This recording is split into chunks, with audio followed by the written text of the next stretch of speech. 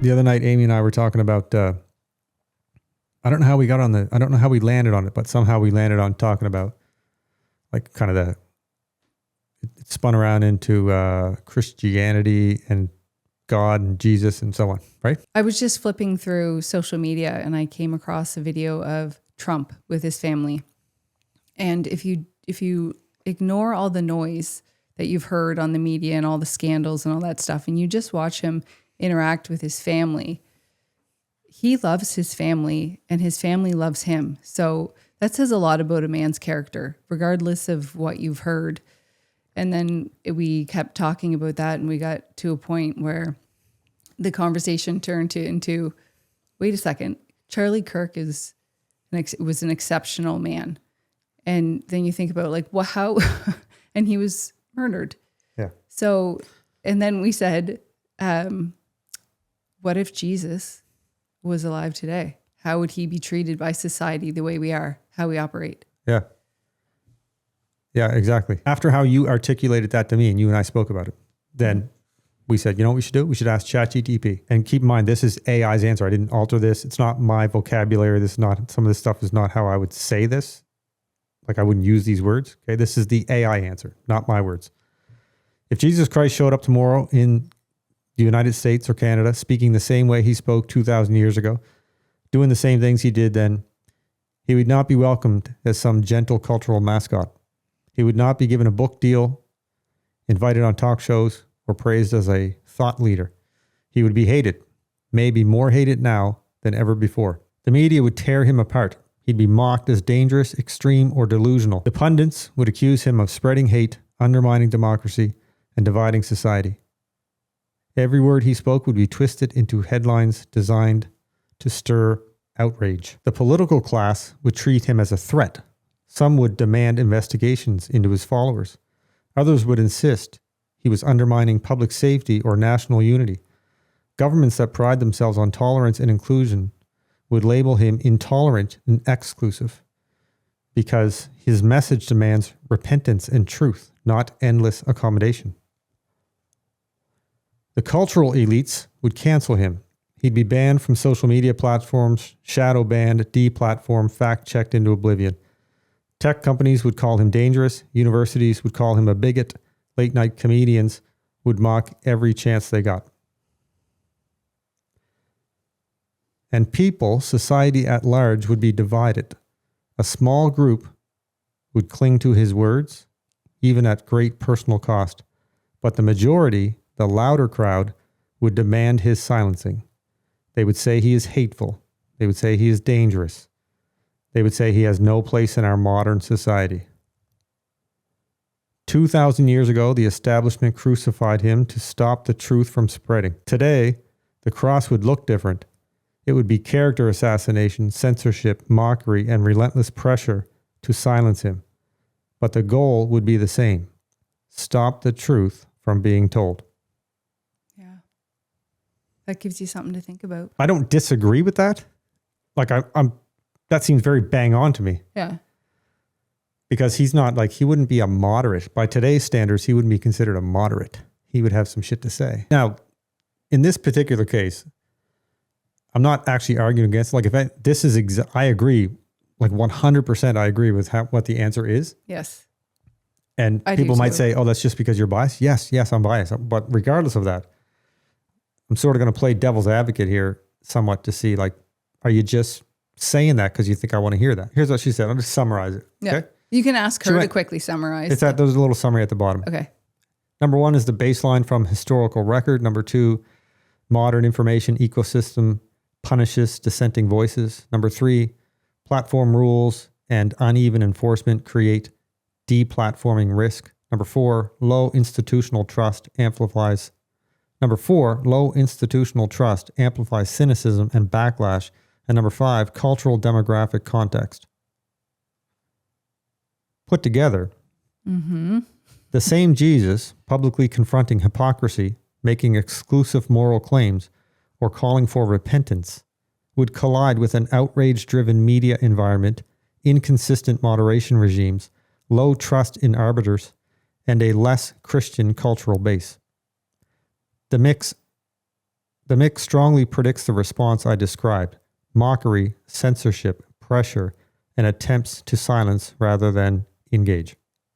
Yeah. You and I talk about this a lot. Like, you would think we're almost like super Christian people, but we're not really. Like, we're really not super Christian-y. No, we're raised by the parents that forced us to go to Yes, church, and we sat that's right. there and we We were those struggled to kids. be quiet. That's right. And We were those kids that Yeah. went to church because we were made to go to church. yeah, we didn't get the Lots of us message. are like that. We got the, That's you're right. going to church, whether you like it or not.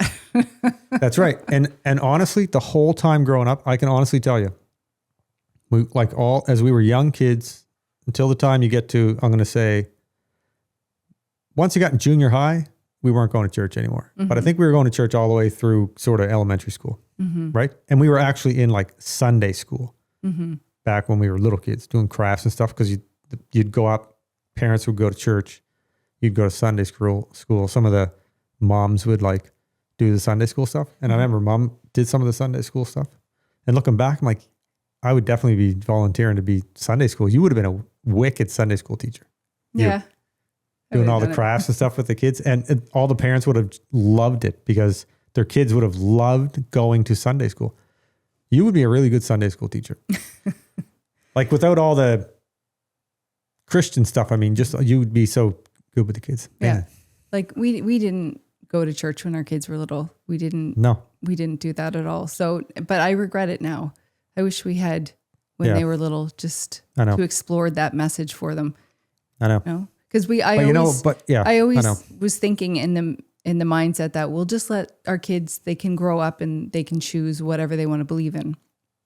Because to us, religion wasn't something that we had a hard line with. No. So, but looking back now, I think that structure in that community, the kids knowing that, we should have let them benefit from that. Yeah. Yes. That was definitely, that was a lack of knowledge on our part, right? That was just a lack of wisdom. We were young. Yeah. We were young. We were young. And our parents weren't going to church anymore. No. And they went to church the same way we did, like as kids. And then they took us to church, but they had since stopped going to church. So it's not like it's not like we were being asked to go to church. I mean, when we were young like that, if our parents were still going to church and they wanted us to go, Christmas time and Easter, we would have gone. Oh yeah. Right. It's not like we wouldn't have gone, but you just got kind of like complacent, I guess. But there's another thing that's different about it. Something else has changed drastically though. Is that when our boys were young, when our children were young, we didn't, this isn't the right way to do it, but we just said, oh, well, we'll just let them sort of go whatever direction they want to go. Yeah. In hindsight, that's not the way to do that. No. Right? We wish we didn't do it that way. No. Not because they turned out, not because they all turned out very well-rounded people. Yes. Right? Yeah. But that's because we are those type of Christian people who we don't need to formalize it like that. It's just like, It's who we part are. of it is like that, but isn't that just common sense? What else do you want to run with? Exactly. Right? If you have something better to replace it with, then let's hear it. But if you're saying, I want to replace it with nothing, you, man, that's not how this works. And that's fine. You can have that opinion. You can want to replace it with nothing, but I don't want to replace it with nothing. I'd like to keep it just how it is. Thanks. And that's the part that people don't get. Like, see, Jesus he did it. He did it 2,000 years ago. He came here, and I'm not getting spiritual. I'm probably screwing this up, but like the way I'm looking at it in broad strokes, he shows up and showed everybody, told them and showed them how to live. Listen, if you live this way, you're going to be better off. Okay. Yeah. And then what happened? The people who took his advice are way better off than the people who didn't in general. And the people who didn't take his advice and still don't take his advice are rallying up against us to now start turning their hatred and attacks back toward us yet again. Yeah. Right? Yeah. So the thing that's different about when we grew up till now, and even different from when our children were young, firstborn, till now, is that even mistakenly, we were of the impression, well, we can just let them figure it out. It's fine. Everyone just figure out their own thing. But what's different now is Christianity is actually under attack. And now we're looking around like, well, hold on a second. Now we're not saying you had to be a Christian, but also we're not cool with you knocking down Christianity. That doesn't work. That's like, what are you talking about? That's a totally different thing. We went from welcome everybody in all religions and all cultures to, but not yours. Yeah. Right. We went from all that and then we added, but not your culture and tradition and religion. And funny enough, the Christian religion, I don't understand how anyone can find any of that offensive. I know. Right? There can be people that misunderstand the Bible, but there's nothing in the Bible that speaks to anything negative about living as a Christian. No. Right? So. No. Plus, like I said, you can be as atheist as you want. This is a free world. I truly believe that. Like, nobody should be told what they have to do. We're all just animals living in the world, right? But if you want to live in a society, then you do have to play along with what society has determined has to be the rules, right? And then there are laws, like actual laws, and you really only need laws to protect you from the bad people.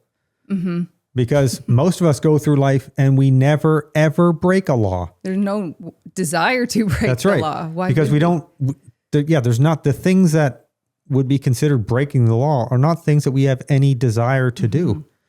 Right? So you need laws and justice and prisons and all that shit for the bad people. And then the rest of us just have to agree on some boundaries and some foundational values and morals that we're all going to agree to. That's what Christianity was. Like the society that we exist. Whether you want to admit it or not, it's undeniable. It's a Christian society. Yes. You're living in a Christian society. And you're benefiting from a Christian society. Exactly. And you're benefiting from it every single day. And it's one thing to be unappreciative, not give a shit, or even think that you think it would be better off if it wasn't. You're welcome to your opinion, right? Everyone is, yeah. But it's turned into people actually taking action to attack Christianity. My point is, like, I'm not some kind of like a Bible thumper Christian guy. Yeah. I'm more like, we recognize that, like, we are spiritual people. But again, not that's on a spectrum, right? Some people are super spiritual. We're like common sense spiritual. Like, we definitely think there is more to it. Yes, of course. Right? Yes. There's more to it than what you see right here. So there has to be, to me, anyone who acknowledges that is acknowledging, yeah, there's something more to it. Yeah. You can call it whatever you want. Some people think it's we're all just in a computer program, right? It's all just a simulation. And that's fine. That more to it, that's what they're doing there, is they're trying to describe the more to it. And I don't mean more to it like the vastness of the universe and we don't understand things and there's stuff on the bottom of the ocean that we don't even know. I don't mean that tangibleness. I mean more to it like when you actually have a feeling, a sensation in your being where you just realize there's more to this. This is not... Yes, you definitely. This is not what this is. You know it. Yeah. Yeah. Deep down, you know this is not all this is. Yeah. And we look at it like, from a spiritual perspective, we look at it like, look, there is a very clearly defined path that if you follow, it leads to a much better life than anything else that we have ever seen presented. We went back to church earlier this year. Right? And we both just it's not like we talked about it a bunch. It just kind of happened. And we both kind of looked at each other and went, you want to go to church? Yeah, let's go to church. Yeah. We felt the need for some reason. The way I look at it is, as a Christian, I just go along through life of the understanding that, listen, man, we're living in a Christian place here. And some of you may not like that, but that's how it is. Right?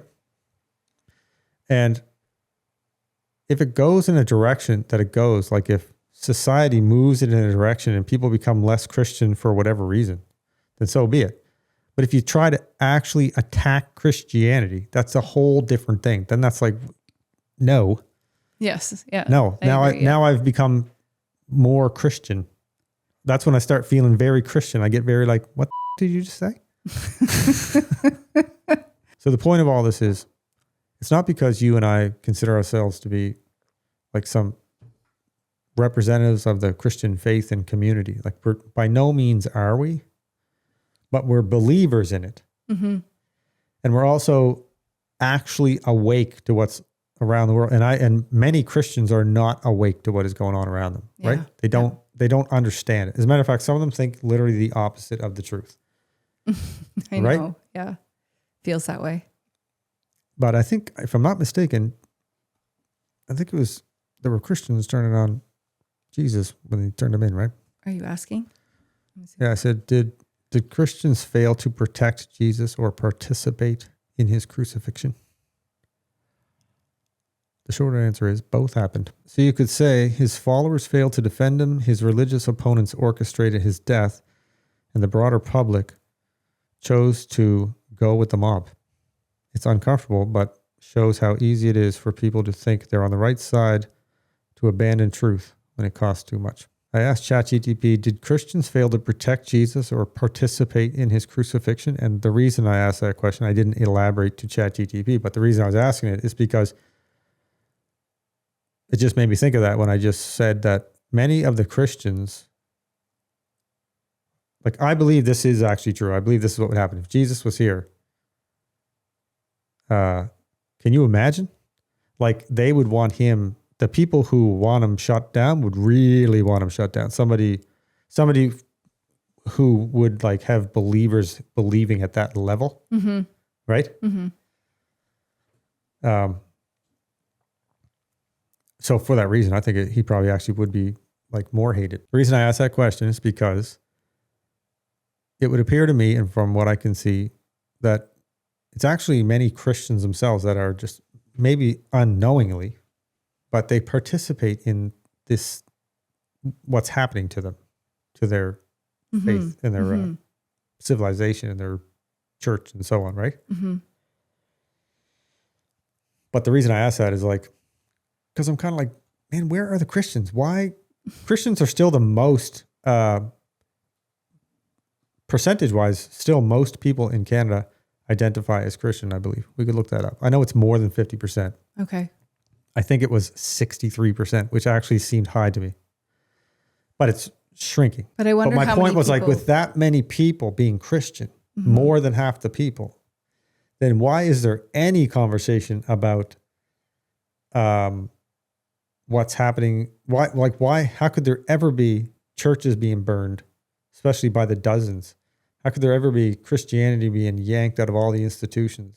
How could it ever be that Christianity is taken out of the schools, but not just taken out, but replaced with other things? Yeah. Like how, if Christians are the majority, how could any of that happen? Like when Jesus was back 2,000 years ago, Christians weren't the majority. They didn't have the majority going for them. Mm-hmm. They weren't in control. Mm-hmm. Like they weren't living in a Christian society. Mm-hmm. That's when Jesus showed up and said, listen, maybe you guys want to think about doing this a little bit differently. And if you do it this way, trust me, it's going to be way better.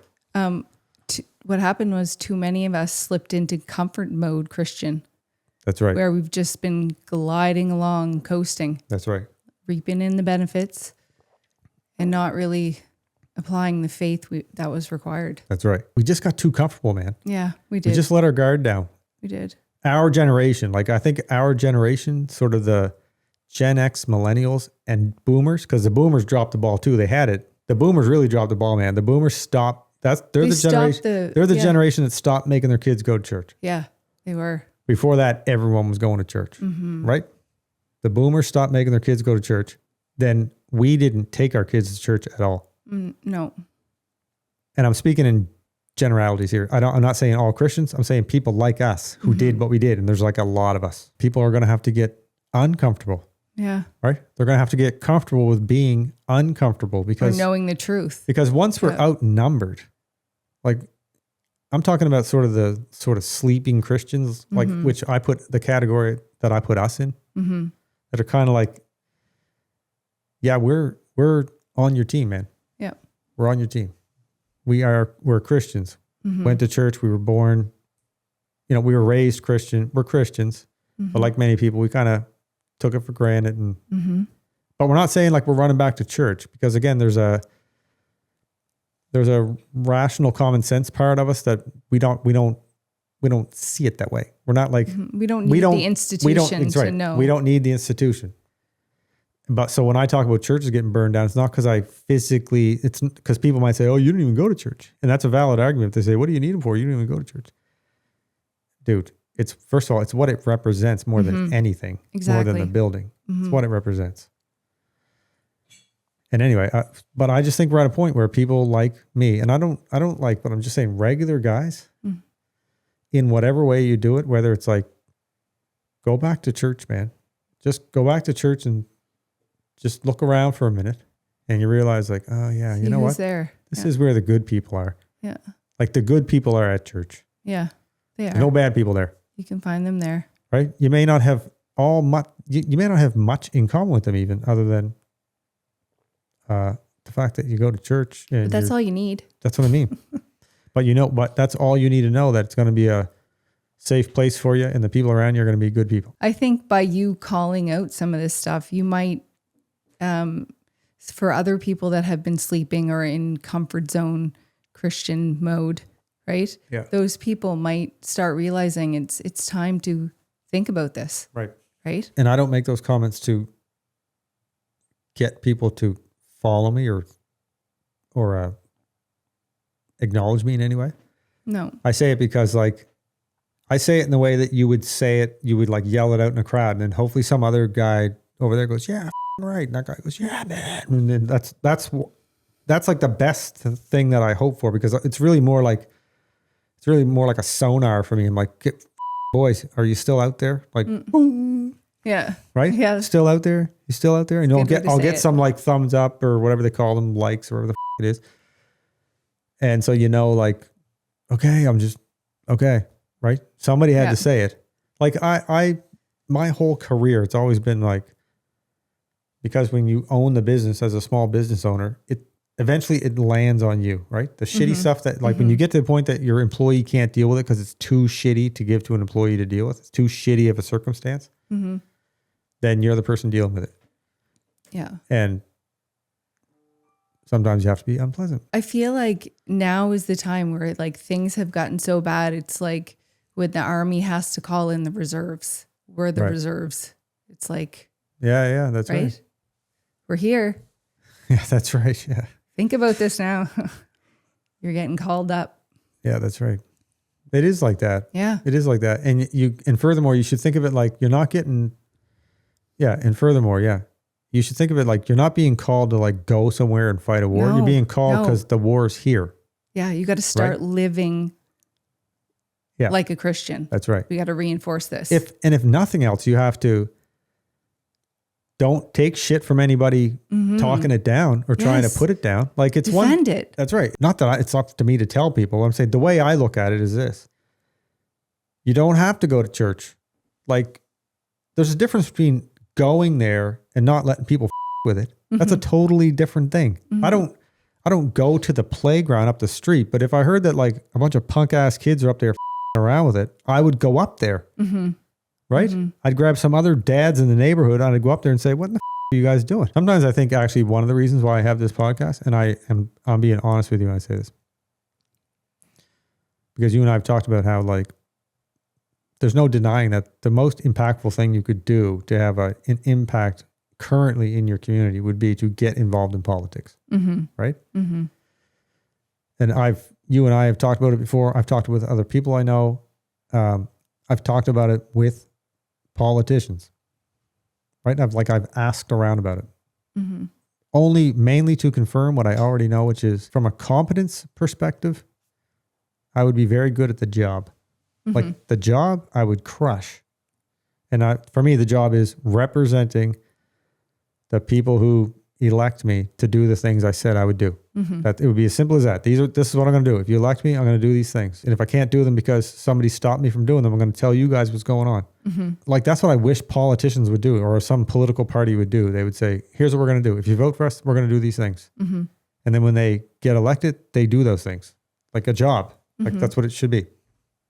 Anyways, all I'm trying to say is part of the reason why I do this podcast is that and also part of the reason why I go on Twitter and swear at people and call them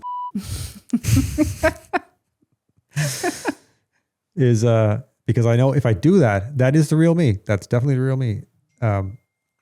Like, if you piss me off, I am not very sophisticated and not very nice, and I don't do it for attention. I do it because that's my natural reaction. Yes. But I also do it because I know that as long as I put enough of my natural reaction out there in the world, nobody will ever ask me to run for politics, because they'll say, oh shit, man, you called that guy you can't say that. And I'll be like, yeah, I told you I don't want to go into politics. So just give me a job. Yeah. If you need me to help you out, it just has to be something behind the political class. I don't want to be in the political class anyway. I just want to go in and do your job, do my job. Yeah. I would want my job to be fixing it. If I went into politics, it would be because you don't want to act like, you don't want to have to do the act. Exactly. So if I go into politics, I go in as a guy who, if you piss off, he might call you a right? It's not because I'm confrontational. It's because you started it. When somebody starts it, I get pissed off. I put a little bit of that out there on social media. I do it for two reasons. One, to make sure I never get sucked into politics. Certainly won't be doing any preaching in any churches. And also, I think that we should be allowed to do that, and people should do that. All we were trying to get at here was there is some stuff going on here that doesn't add up. Right. And it doesn't align. It doesn't add up. Yeah. And like, you don't have to be a super Christian person to see it, but you would basically have to be an idiot not to see it if you're actually willing to look. And for people that don't care about it, it's nothing to them. So for the people who recognize what's happening and care about it, it's a very serious, very heavy thing. Like, it weighs heavy on you, right? That's why we're talking about it. Okay. So if you're still listening, thanks for listening, and we'll see you next time. Yeah. Thank you. Bye-bye. Bye.